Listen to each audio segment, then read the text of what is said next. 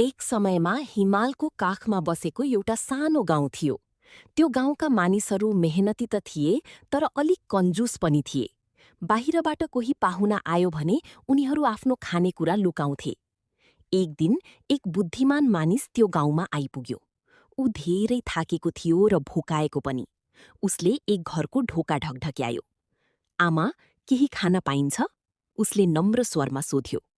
घरकी महिलाले भनिन्, हामीसँग केही पनि छैन। बुद्धिमान मानिस मुस्कुरायो र भन्यो, ठिक छ, म त ढुङ्गाको सुप बनाउन सक्छु। महिला अचम्म मानिन्, ढुङ्गाको सुप? त्यो कसरी? उसले भन्यो, मलाई एउटा भाँडो, पानी र एउटा ढुङ्गा दिनुस्, म देखाउँछु। महिलाले जिज्ञासावश भाँडो, पानी र एउटा सफा ढुङ्गा ल्याइदिइन्। मानिसले आगो बाल्यो र भाँडोमा पानी राखेर ढुङ्गा हाल्यो। केही समयपछि उसले भन्यो, यो सुप त स्वादिलो हुँदैछ, तर अलिकति नुन भए अझ राम्रो हुन्थ्यो। महिलाले भनिन्, नुन त अलिकति छ, र उनले नुन ल्याइन्। केही बेरपछि मानिसले फेरि भन्यो, अलिकति तरकारी भए त झन् स्वादिलो हुन्थ्यो। त्यो कुरा सुनेर छिमेकी पनि आए। कसैले आलु ल्यायो, कसैले गाजर, कसैले प्याज।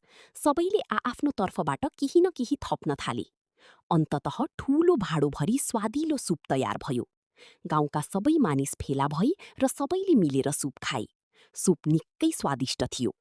खाइसकेपछि मानिसले भन्यो, हेरौँ त, एउटा सानो ढुङ्गाले कति स्वादिलो सुप बनायो।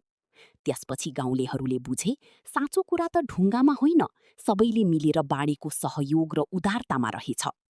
त्यस दिनदेखि गाउँका मानिसहरूले पाहुनालाई कहिल्यै खाली हात फर्काउन छोडे। उनीहरू सिके, साझेदारीले सधैँ खुसी र स्वाद बढाउँछ।